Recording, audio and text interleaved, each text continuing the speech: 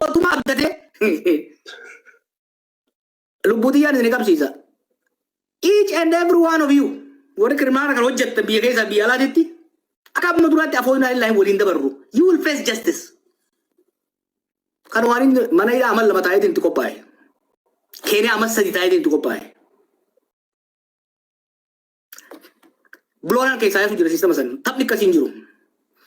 Mee ati dhiiraa Jarmanii taa'iitiin ilmaan Oromoo wal fichisiisi ajjechiisi. Mee ati dhiiraa Jarmanii fi Ameerikaa mee Maarsi irra taa'ii Itoophiyaatti gadi nagaan jiraatta. Ana abbaan keenya dhalchine gaafas ni ilaalta. You will see. Abiyyuu maatu si nyaata harka biraatiin osoo hin ta'in harka abiyyiinis garasiisa. Akka Arsiititti baalagee Arsii ifirraa saaxilla. Akka Wallootitti baalagee Walloo ifirraa saaxilla. Akka Jimmaatitti baalagee gandee Jimmaaf keessaa baafna. Ambar akka ni dhaabee inni sitti hime. Baalagee ganda keessanii isintu ofirraa baasu. Waan deemaa jiru kanarratti baga Jawaarillee wal agarte gaafduraa sagalee naataa jechaa turte. Waan amma deemaa jiru ka ijoolleen gandaaf gandaan abukaatoo gandaa taatee wal fixxu dhiyooma kana gaara san keessa deemtee gaara san keessattillee rakkattee turte tumamtellee turte yoo dogoggoruu baadhee viidiyoo akkasii argee ture qaaman dhiyoo kana achiin deemte yoo xiqqaate yeroo muraasa dura waan kana akka nama qaamalleen dararaan kun sirra ga'ee tokkotti mee maaltu jira Jawaarillee gaafii maal qabda rakkoon isinirra ga'aa jiru kun akkamiin furamuu danda'a maddi isaa hoo maali kana walumatti illee nu ibsillee gaafii Jawaarraa qabdullee gaafatta dura nu ibsi ka'e maaltu isinirra ga'aa jira. Assalaamu alaikum warahmatullahi wabarakatuh. Hundumti keessan bakka kanatti argamuu keessaniif hedduu takkan gammadee kabajamoo obbo Jawaar isinillee arguu kiyyaaf isin biratti dhiyaatu kiyyaaf hedduu takka gammachuu qaba. Kanatti aansee mana kanatti warra ol na harkiftanillee ulfaadha isiniin jecha. Yaada kanarratti wanni ani qabu bakka kana jidduu wanni jiru yoo jiraate rakkoo sammuu yoo ta'e malee rakkoon jira jeeyyaatu. Ilmi namaadhaa tokko karaa kana keessa akka tahee gaafa dhufee biyya namaa kana gahu rakkoo jijjiirrachuufi malee rakkoo ofirratti dhaluufi miti. Namni kamiyyuu ni rakkatu malee immoo dhiifama audio godhachuufi.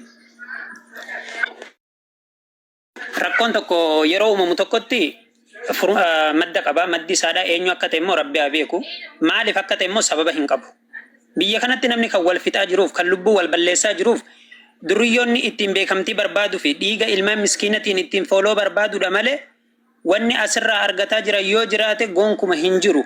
Lubbuu ilmaan namaa irraa ilmaan namaa ajjechisiisaniiti ofii isaaniitiif fooloo itti barbaadan.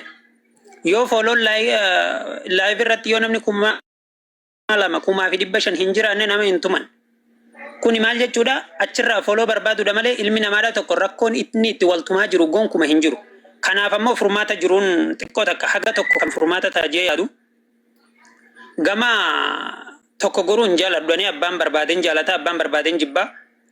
Namni ani nama gama kiyyaadha yookaan gama Walloo jiru namaan beeku yookaan hin dhossee kan Arsii qofarratti qubalaadhu kan Harargee qofarratti kan Jimmaa qofarratti qubalaadhu yoo ta'e furmaatichi gonkuma argamuu hin danda'u. Yeroo immoo nuti ka Walloo irratti qubalaadnu ka Arsiidhaa callifamuu hin qabu abalu jedhamee haga gandatti beekama gaafa karaa kana namni gaddeebee galu abalu galutti jira jedhamee beekama gaafa inni galees gala. Mee ati dhiiraa Jarmanii taa'iitiin ilmaan Oromoo wal fichisiisi ajjechiisi. Mee ati dhiiraa Jarmanii fi Ameerikaa mee. Assalaamu alaikum uummata Oromoo. Jawaari ilmaan Oromoo qaqqaalii nyaachuuf ammallee baroodaa jira.